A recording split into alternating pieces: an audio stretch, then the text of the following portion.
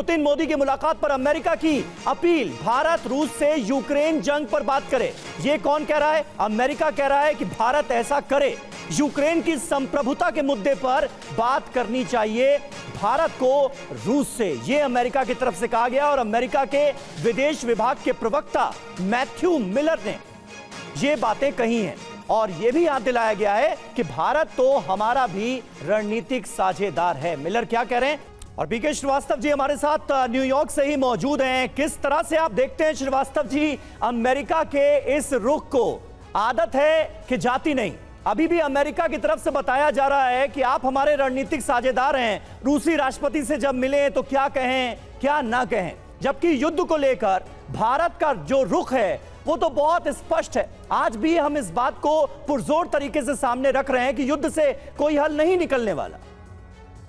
यहाँ भी मैं वोहरा साहब की एक चीज को कहना चाहूंगा, दादागिरी की आदत पड़ गई है, वो जा नहीं रही है। यहाँ भी पुश स्ट्रेटजी चल रही है। आप ये नहीं कह रहे हैं कि आप इस युद्ध को खत्म करें, आप ये कहने की कोशिश कर रहे हैं आप खत्म कराइए। ये भी एक डायरेक्टोरियल लग रहा है। ये अर्ज भी अपने आप में एक मर्ज लेकर के है। तो अगर आप हम इन सब चीजों को देखें तो ठीक है। आप अगर जैसे कि मनीष ने भी कहा था कि यहाँ पर एक ही की संप्रभुता का संबंध नहीं है, अगर यूक्रेन की है तो रूस की भी है, और दोनों को जब तक आप जोड़ के नहीं चलेंगे, जिसके बीच में नाटो का बहुत बड़ा रोल आता है कि यूक्रेन नाटो का क्यों हिस्सा बनना चाहता है।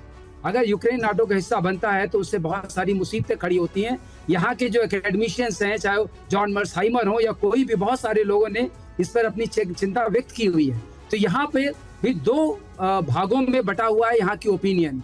एक भाग ये कहती है कि इस लड़ाई को शुरू करने में हमारी नीतियों का ही असर है, और दूसरी ये करती है कि सिर्फ और सिर्फ इसमें रशिया का दोष है। ऐसा नहीं है कि यहाँ पर आपकी ओपिनियंस में डिफरेंस नहीं है, बहुत अच्छे से डिफरेंस है, और बहुत सारे लोग इस बात को उजागर करते रहते हैं कि हमारी नीतियों का असर है, जो हम ईस्टवर्ड एक्सपेंशन करते रहे नाटो का डिस्पाइट द टैसिट एग्रीमेंट, उसकी वजह से ये हुआ है।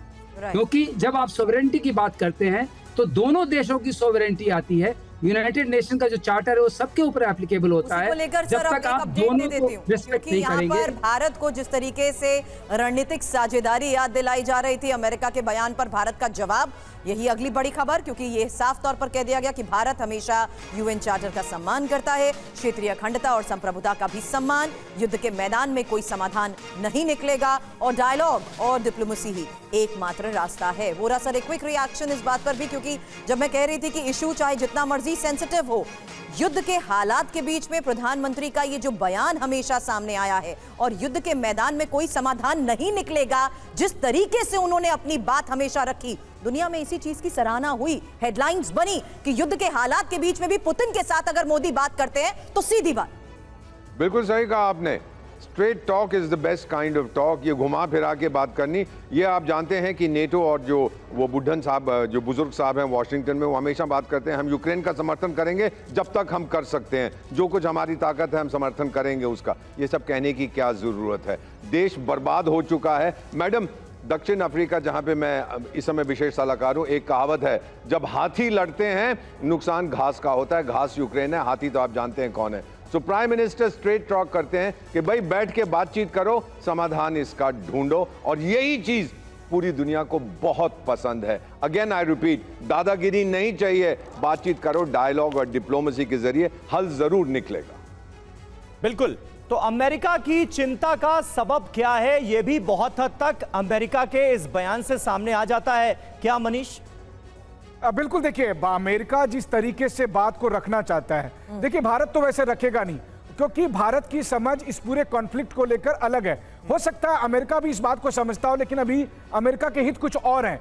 अमेरिका का हित इस वक्त जो मिलिट्री इंडस्ट्रियल कॉम्प्लेक्स है उसको मुनाफा देना है, जो तमाम नेताओं को उसके जरिए जो चंदा मिलता होगा चुनाव में उसको इंश्योर करना है, और इसीलिए अमेरिका कुछ और सोचता है। अमेरिका ये उम्मीद करता है कि क्या भारत जाकर कहे, प्रधानमंत्री मोदी प्रेसिडेंट पुतिन को कहे कि भैया आप क्रीमिया वापस कर दो, आप डोनेस्क वापस कर दो, लुहांस्क वापस कर दो, खिरसॉन वापस कर दो, और सरेंडर कर दो कि बाइडेन जी आप महान हो, जेलेंस्की जी आप महान हो। ऐसा तो होने वाला नहीं है।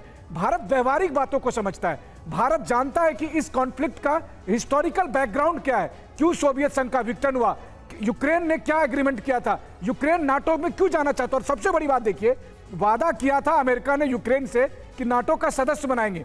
आज से नाटो सम्मेलन शुरू हो रहा है और जेलेंस्की कहीं और कुछ और पेपर पर साइन कर रहे हैं, तो क्या हुआ नाटो में सदस्य सम्मेलन करने की का वादा, ईयू में सम्मेलन कराने का वादा, वो सब खत्म। क्योंकि मकसद ये है कि प्रेसिडेंट पुतिन कहते हैं आखिरी यूक्रेनियन जब तक खत्म नहीं होगा तब तक अमेरिका शांत नहीं